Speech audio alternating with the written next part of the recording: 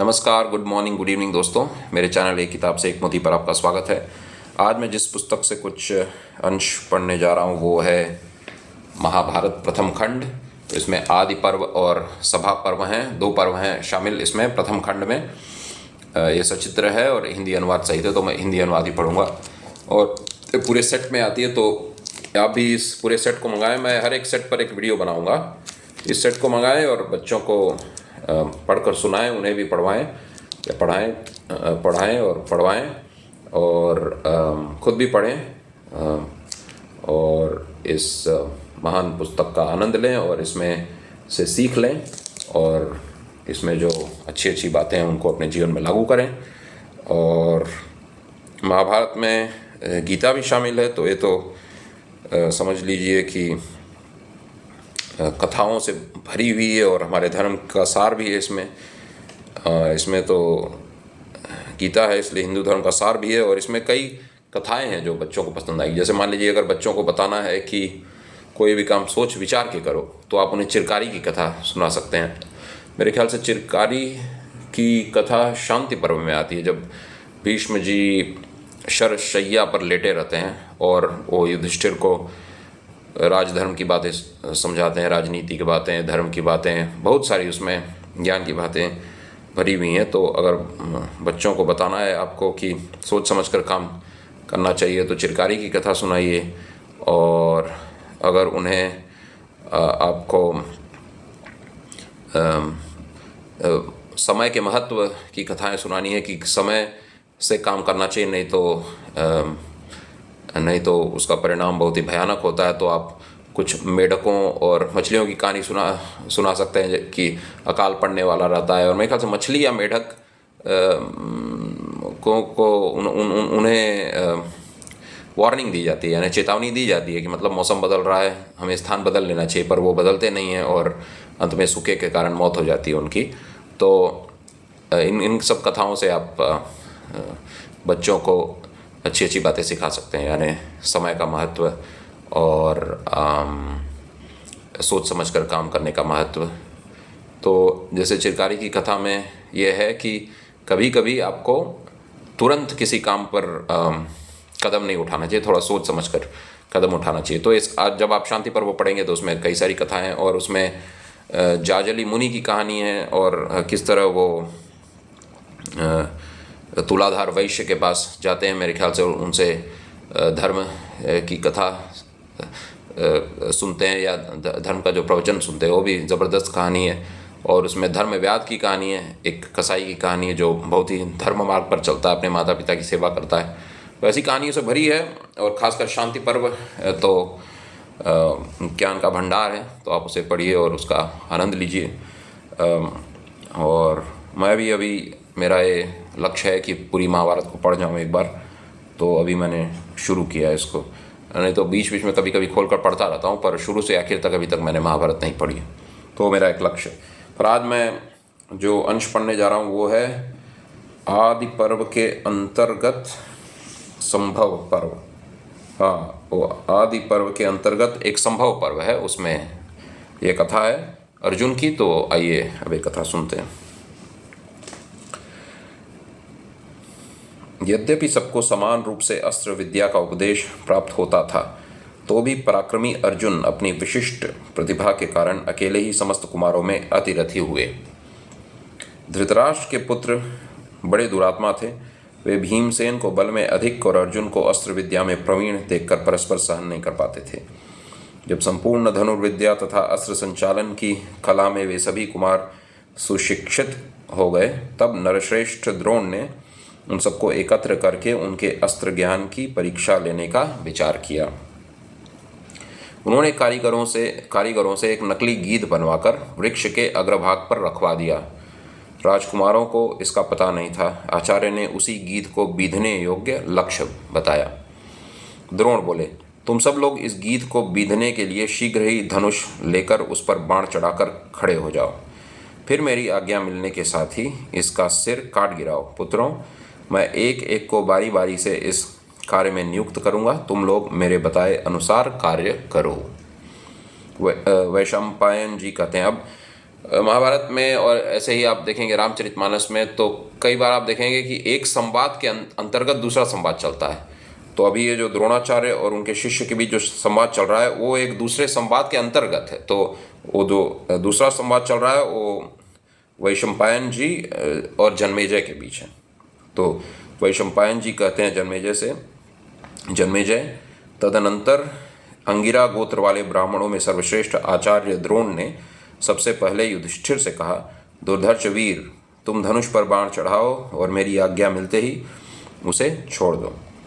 तब शत्रुओं को संताप देने वाले युधिष्ठिर गुरु की आज्ञा से प्रेरित हो सबसे पहले धनुष लेकर गीत को बीधने के लिए लक्ष्य बनाकर खड़े हो गए। भरतश्रेष्ठ तब धनुष तान कर खड़े हुए कुरुनंदन युधिष्ठिर से 2 घड़ी बाद आचार्य द्रोण ने इस प्रकार कहा, राजकुमार, वृक्ष की शिखा पर बैठे हुए इस गीत को देखो। तब युधिष्ठिर ने आचार्य को उत्तर दिया, भगवान मैं देख रहा हूँ। मानो 2 घड़ी और बिताकर द्रोणाचार्य फिर उनसे बोले। द्रोण ने कहा, अब जरा ध्यान दीजिए कि इस वीडियो का मेन मकसद यही है कि अभी जो कुछ बातें होंगी उन पर आप ध्यान दीजिए और इससे आपको जीवन में एक सबक मिलेगा, यानी ऐसी शिक्षा मिलेगी जिससे आप अपने लक्ष्य को आसानी से पा सकेंगे। आसानी से यानी कोई भी लक्ष्य आसान नहीं होता है, पर आप उस लक्ष्य को निश्चित रूप से पा लेंगे, ये मेरा कहने का मतलब था। द्रोण ने कहा, क्या तुम इस वृक्ष को, मुझको अथवा अपने भाइयों को भी देखते हो? यह सुनकर कुंती नंदन युधिष्ठिर उनसे इस प्रकार बोले, हाँ, मैं इस वृक्ष को, आपको, अपने भाइयों को तथा गीध को भी बारंबार देख रहा हूँ। यानी लक्ष्य उनका है गीध का सर उड़ाना, पर उनकी नज़रें देखिए कहाँ कहाँ हैं। मैं इस वृक्ष को देखता हूँ, मैं आपको देखता हूँ, यानी गीध के अलावा हाँ मैं इस वृक्ष को देख रहा हूँ, आपको देख रहा हूँ, अपने भाइयों को तथा गीध को भी बारंबार देख रहा हूँ। यानी लक्ष्य पर ही इनकी नज़र नहीं है, इनकी नज़र और चीज़ों पर ही है, पर भी है। तो यही बात मेन है इस वीडियो में, ध्यान दीजिए। उनका उत्तर सुनकर द्रोणाचार्य मन ही मन अप्रसन्न से हो गए और उन्हें झिड़कते हुए बोले, हट जाओ यहाँ से, तुम इस लक्ष्य को नहीं बीत सकते। तदनंतर महायशस्वी आचार्य ने उसी क्रम से दुर्योधन आदि धृतराष्ट्र पुत्रों को भी उनकी परीक्षा लेने के लिए बुलाया और उन सबसे उपयुक्त बातें पूछीं। उन्होंने भीम आदि अन्य शिष्यों तथा दूसरे देश के राजाओं से भी जो वहाँ शिक्षा पा रहे थे वैसा ही प्रश्न किया। प्रश्न के उत्तर में सभी ने युधिष्ठिर की भांति ही कहा, हम सब कुछ देख रहे हैं। यह सुनकर आचार्य ने उन सबको झिड़क कर हटा दिया, यानी नज़रें लक्ष्य के अलावा और कई जगह थी। तो एक तरह से इसमें एक बहुत बड़ा सबक है जिस पर हम चर्चा करेंगे अभी, जब हम ये पूरी जो कहानी या ये जो कथा है इसको जरा पढ़ लें। वैशंपायन, अब ये इसके बाद वाला अध्याय है। वैशंपायन जी कहते हैं, जन्मेजय, तदनंतर द्रोणाचार्य ने अर्जुन से मुस्कुराते हुए कहा, अब तुम्हें इस लक्ष्य का वेध करना है, इसे अच्छी तरह देख लो। मेरी आज्ञा मिलने के साथ ही तुम्हें इस पर बाण छोड़ना होगा। बेटा, धनुष तान कर खड़े हो जाओ और 2 घड़ी मेरे आदेश की प्रतीक्षा करो। उनके ऐसा करने पर अर्जुन ने धनुष को इस प्रकार खींचा कि वह मंडलाकार यानी गोल प्रतीत होने लगा। फिर वे गुरु की आज्ञा से प्रेरित हो गीध की ओर लक्ष्य करके खड़े हो गए। मानो 2 घड़ी बाद द्रोणाचार्य ने उनसे भी उसी प्रकार प्रश्न किया, अर्जुन, क्या तुम उस वृक्ष पर बैठे हुए गीध को, वृक्ष को और मुझे भी देखते हो? यानी नज़र तुम्हारी गीध पर भी है, वृक्ष पर भी है और मेरी तरफ भी है। जन्मेजय, यह प्रश्न सुनकर अर्जुन ने द्रोणाचार्य से कहा, मैं केवल गीध को देखता हूँ, मैं केवल गीध को देखता हूँ, वृक्ष को अथवा आपको नहीं देखता। यानी नज़र उनकी केवल लक्ष्य पर है और किसी चीज़ पर उस वक्त उनकी नहीं है। एकाग्रता इतनी बढ़िया है उनकी।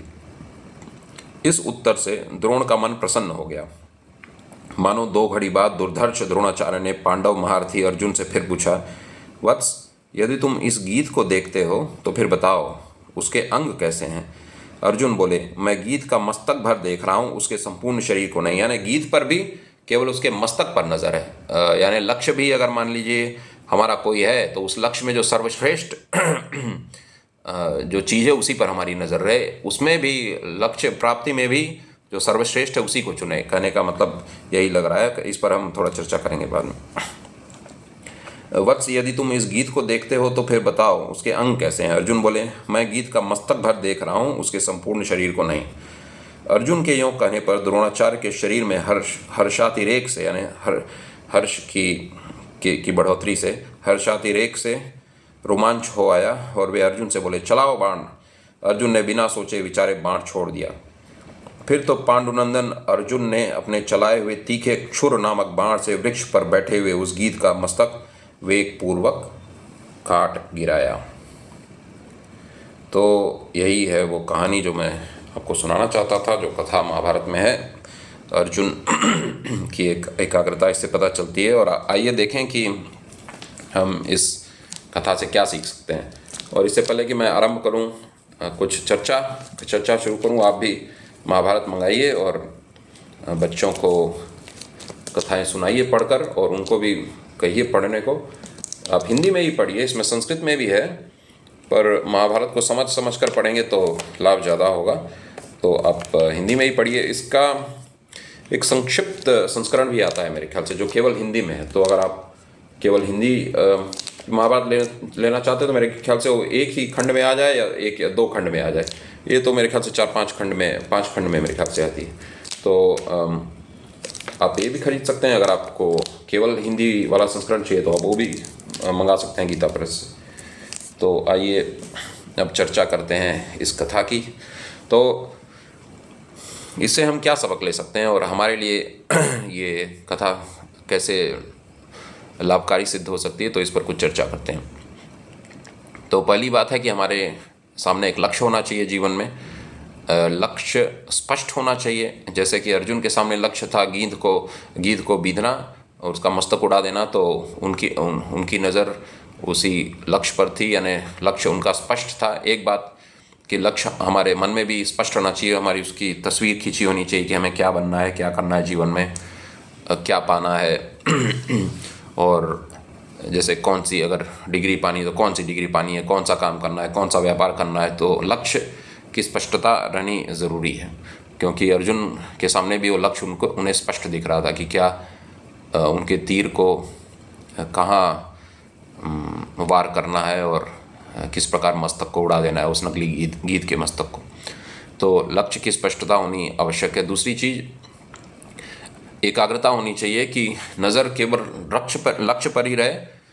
जब तक हम उस लक्ष्य को पा न लें, हमारी नज़र इधर उधर न रहे। कहने का मतलब है हमारी जो भौतिक आँखें वो तो इधर उधर जाएंगी, पर जो मन की एकाग्रता है वो बनी रहे। तो इस कथा से यही शिक्षा लेनी है कि क्योंकि अर्जुन जब वृक्ष के सामने खड़े थे तो न उन्हें वृक्ष दिख रहा था, न द्रोणाचार्य दिख रहे थे, न कोई और दिख रहा था।